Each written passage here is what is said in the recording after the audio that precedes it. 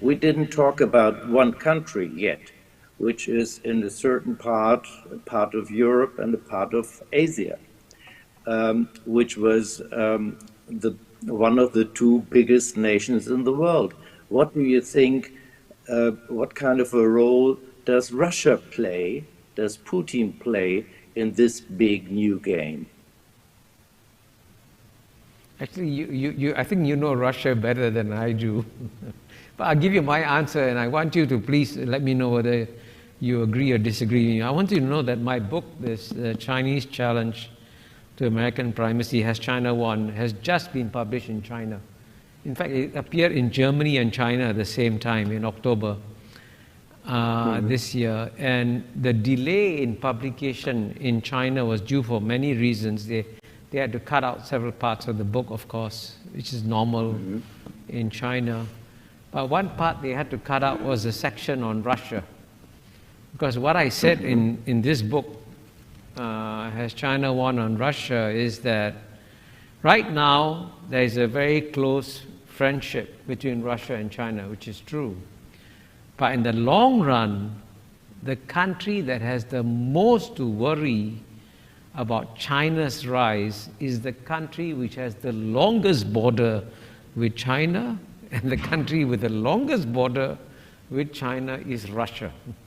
So I say that if the West is wiser in the way it manages Russia, and I belong to the Henry Kissinger, Tom Friedman school of thought, which is that the expansion of NATO right up to the inside the former Soviet Union is a mistake, and that the West shouldn't have expanded NATO, should have actually tried to bring Russia into the European family rather than cut Russia out. Okay, but that strategic mistake made by the West has been a gift to China. But you can remedy that and turn it backwards. So I would say that, frankly, logically speaking, geopolitics, by the way, is a 2,000-year-old game. Geopolitics is a combination of geography and politics. Geography is critical. So the current Russian-Chinese alliance is, I think, unnatural. And therefore, more naturally, the West and Russia will come together at some point in time. I don't know whether you agree or disagree with that. Actually, I totally agree. I think there are a lot of conflicts with Russia we should not have. In a certain way, we are driving them into the arms of the Chinese. And if you look at the climate change, which I do not doubt, that means that during the next future, it will be easier to get gas with ships and much faster to China than to send it to the West. So I think mainly when we're stopping to burn coal, we need gas. And so I think it's very important that our relationship to Russia is better than it is in the moment. Otherwise, they send their gas eastwards instead of westward.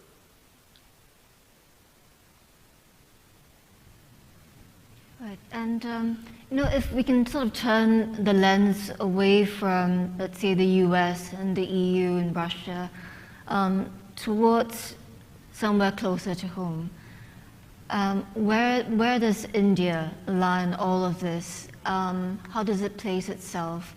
I mean, clearly it has a missed opportunity in the form of the RCEP. Do you see it moving closer towards either country? Why doesn't Stefan go first? Yes. I didn't quite get that. Sorry.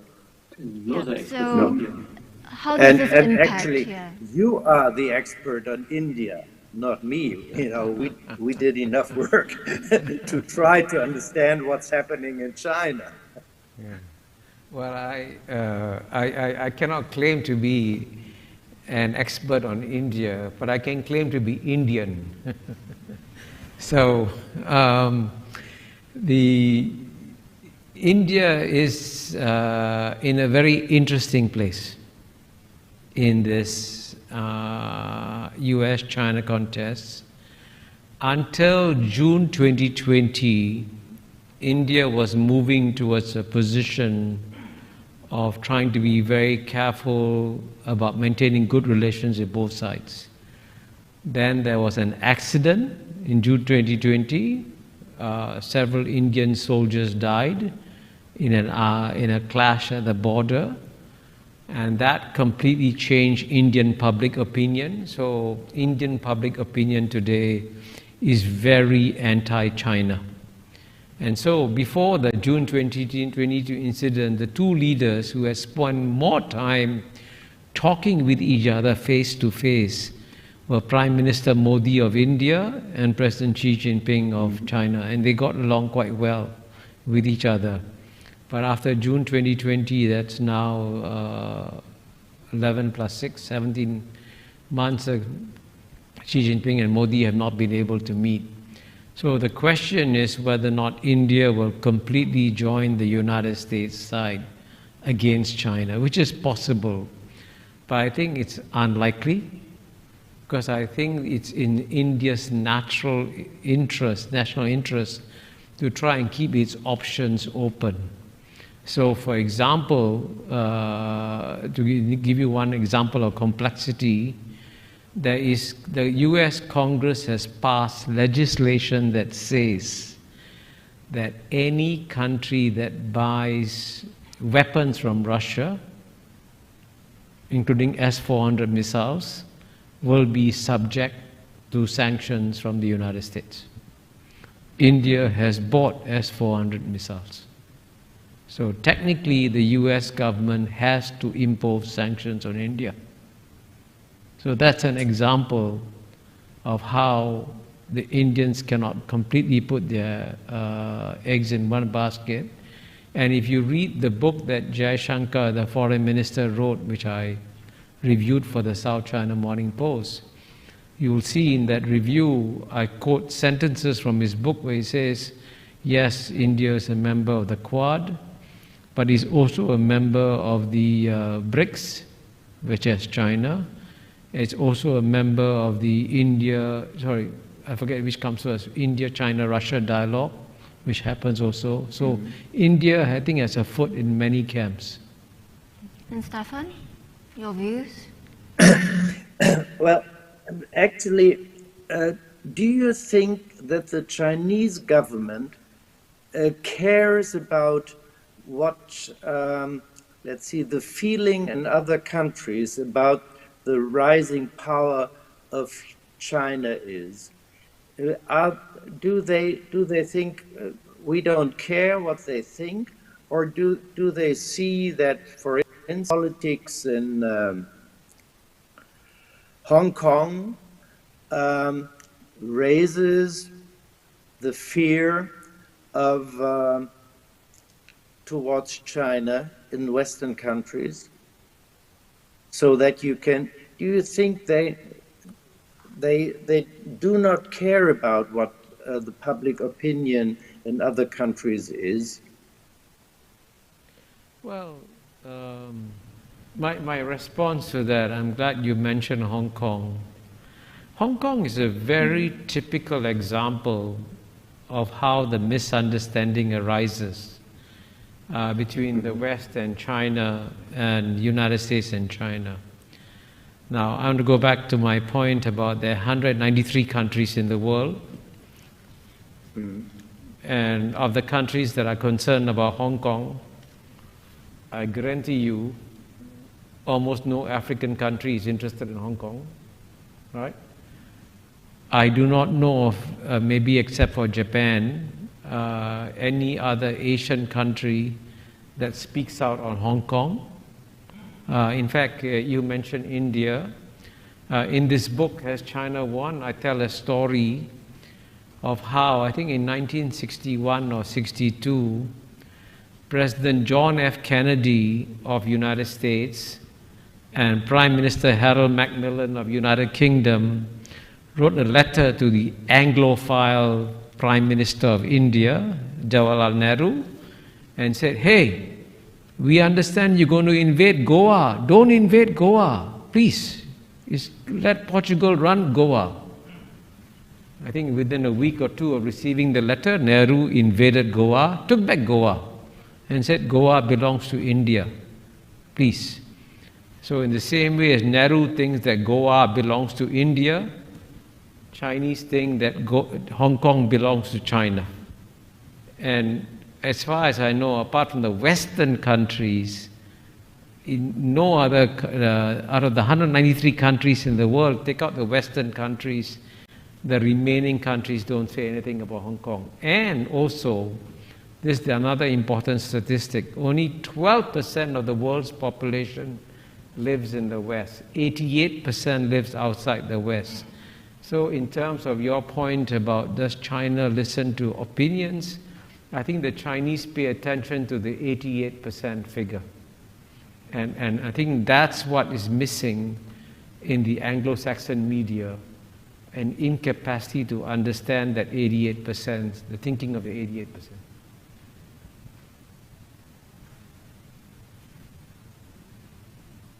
Politics in Hong Kong. Do you understand that some people in the West have the feeling that this could happen to Taiwan as well? Is there a real danger?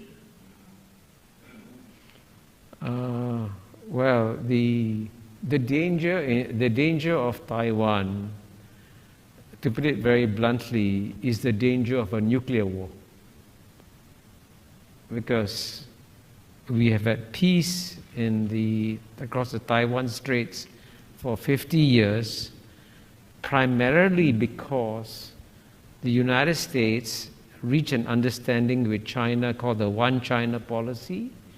It maintained official ties with Beijing, unofficial ties with Taiwan. That has kept the peace, right, for over 40, 50 years. Now, if you don't change that, there'll be no war on Taiwan. But if the United States pushes for independence of Taiwan, which is, by the way, what some people in the Trump administration tried to do, there they were crossing a red line. And one other thing I've done is to launch a MOOC, M-O-O-C, MOOC course on US-China relations, explaining China's century of humiliation. Independence of Taiwan will remind China of the century of humiliation, as you know, where Taiwan was separated and seized, first by the Japanese in 1895 in the Sino-Japanese War. So therefore, China cannot accept the independence of Taiwan. Because China cannot accept the independence of Taiwan, I guarantee you 100% China will declare war on Taiwan. And if China invades Taiwan, you get a nuclear or war. Something like that, will that be the moment of war as well? Well, I think or that's will what the United States say we can't do anything? I think that even I can assure you that people in the United States also do not have the answer to that question. I think the Biden administration has been very good on one point. The Biden administration has consistently said, since it came into office, that it believes in the One China policy. And even recently when Kamala Harris came to Singapore and Lloyd Austin, the Secretary of Defense, came to Singapore, they all reiterated the One China policy. So for those of us who don't want to die, by the way, in a nuclear war, we also die. Don't think that you're safe. When you get a nuclear winter, it affects all of us all over the world. So we therefore have a vested interest in preventing a war over Taiwan, and we therefore have a vested interest in speaking out and retaining the one China policy. Don't change it. Then you avoid a war.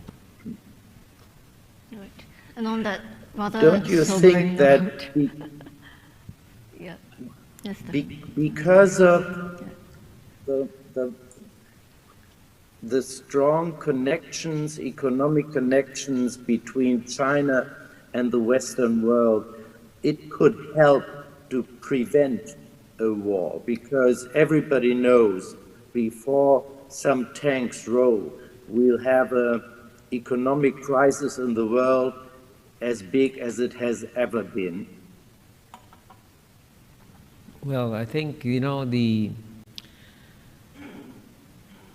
I spoke about the Enlightenment and being a rational actor. China is in many ways the most rational actor on the world stage today.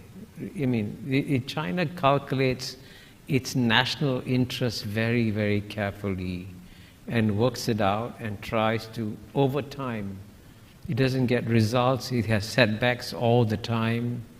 It has had setbacks with India, setbacks with Australia, setbacks with Japan, but overall, decade by decade, they keep moving forward. So they are a rational actor on all issues except one. On Taiwan, China is not a rational actor. China is an emotional actor. And China will pay a massive economic and military price to secure Taiwan. And if it's 10 years of recession in China, China will accept it. Mm-hmm. Right. So now we've actually covered the EU, we've covered Russia, we've covered India, Taiwan. Now we bring the circle back to Southeast Asia. What does the future hold for this region? I mean, we saw this morning the ASEAN-China Special Summit, where that relationship will be upgraded to a comprehensive strategic partnership. But at the same time, there have also been concerns. I mean, you mentioned the BRI earlier, but also ESG concerns over the BRI, concerns over possible influence operations in the region.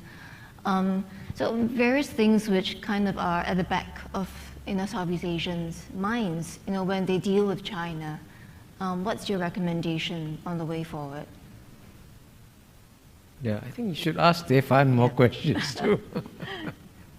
I don't know whether his book covers Southeast Asia or not. But anyway, Southeast Asia clearly is in the front line in this US-China contest. Let's be very clear, okay? So how Southeast Asia goes is going to be a key bellwether indicator of where the world is going. And I think the consensus in Southeast Asia, of course, some countries in Southeast Asia are closer to China, like Laos and Cambodia. Some countries in Southeast Asia are closer to the United States, like Vietnam, right? But I would say almost all the 10 agree that they want to have good ties with China and they want to have good ties with the United States. Nobody wants to be forced to choose one or the other. And the preference of the Southeast Asian countries, therefore, is to see a stronger presence of the US in this region. But not a stronger US presence that says keep China out, but actually engages Southeast Asia economically. That's why I quoted President Jokowi earlier, telling the Americans, China is investing in Indonesia, why don't you please invest in Indonesia too? But you see, at the end of the day, the priority of the Southeast Asian countries, all 10 of us, is economic development. And you look at the data, okay, this is the most important piece of data you should know on the triangle between US, China, Southeast Asia. In the year 2000, United States trade with Southeast Asia was $135 billion. China's trade was 40 billion, right? Less than 1/3 in 2000, China's trade with Southeast Asia. 20 years later, 2020, while the United States is busy fighting wars in the Middle East, wasting $5 trillion in Iraq, Afghanistan, Syria, everywhere, right? China's trade with US trade with Southeast Asia goes from 135 billion to 300 billion, increase of 2.5 times. China's trade with Southeast Asia goes from 40 billion to 650 billion. So China's trade with Southeast Asia, which was 1/3 that of the United States in the year 2000, is now more than double. And by 2030, by the way, the gap will be much bigger. So the game, the big geopolitical game in Southeast Asia is economic. And if the United States wants to play the economic game, the United States should rejoin the CPTPP. That's the answer. But if the United States doesn't have an economic strategy in the region, it is going to lose the game to China. So that's why everybody is telling the United States, come back with an economic game plan. But Stefan, do you think that Southeast Asia will be forced to choose? Does that mean that the West, like the United States and the European Union, are not caring enough about simple economic reasons for their politics? That the Americans still want to play the policeman of the world, and the Germans want to rescue the world for climate change or whatsoever, while the Chinese have some kind of rational politics taking care of their own interests? Well, I would say I would make a distinction between United States and the European Union, because the United States sees itself engaged in a major geopolitical contest with China. It has started already. The US-China geopolitical contest has started. There is no EU-China geopolitical contest so far. I think the EU is still trying its best to work with the United States, work with China. So, but I would say the European Union should also step up its presence in Southeast Asia. Do you have the data on what is the Germany's trade with Southeast Asia? I don't have it, sorry. No. Maybe Norbert does. No. It's probably stronger with China than with the rest of Southeast Asia, definitely. Right. So, if we can kind of round up, the discussion today, I think just want to ask both of you to look forward into the next 5 to 10 years. Do you see a world which is in an economic system and a political system which is increasingly bifurcated? Or do you see one where the major powers can actually work together? Stefan, your take on this? Well, actually, I think the most important thing is that every country, we as well as the Chinese or the Americans, look on their own economic interests. And I think it's much easier if somebody takes care of his own interests and the neighbors and their partners know what their own interest is, then it's much easier to get to some kind of solution. Instead, especially we in Germany have a tendency always to think about the interests of other countries. So sometimes I'm happy when a politician, the British or whatsoever, is talking about their own interest. It's much easier to deal with that than always talk about the good things and what we have to save and what we have to do and what we have to do to save the rest of the world. So I think because the economic and the system in all these countries is very similar. I mean, this is some kind of capitalism that we have, that the Americans have, and that the Chinese have as well.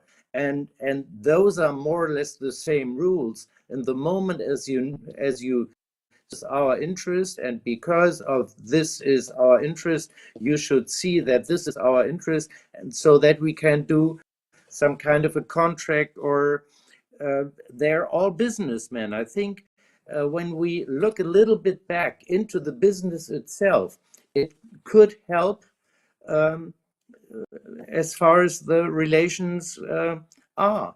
It's much better to deal with somebody who says clearly what he wants than to deal with somebody who's always keeping his own interest in the dark as well as possible. So I think when we look at the economic situation, it's much better to have communication with the countries on that area than on a lot of other areas. Just to, if somebody makes a rational politics and says what his interest is, it's much better to deal with that. Well, I want to say that the 2020s, number one, will be a very dangerous decade. No question whatsoever. I mean, the United States will step up its efforts to prevent China from becoming number one. Because there's having written a book on US-China relations, having just spent some time in the United States, there is an iron logic of history which is 2,000 years old, that no number one power gives up its number one position gracefully. It will fight to retain it. And in the United States, there's a rock-solid consensus that United States must remain number one. So if Stefan said what he said today, get ready for China becoming number one, you'll be killed in America. You can't say that, right? So that's the dangerous part. But also, the Chinese word for crisis is a combination of danger and opportunity.